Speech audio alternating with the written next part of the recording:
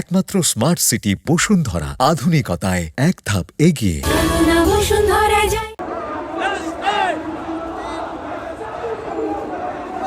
সমুদ্রের নিয়ম লঙ্ঘন করে টানবাহী জাহাজকে আটক করেছে, অনেক মানবাধিকার কর্মীকে আটক করেছে। এটার আমরা তীব্র নিন্দা জ্ঞাপন করছি।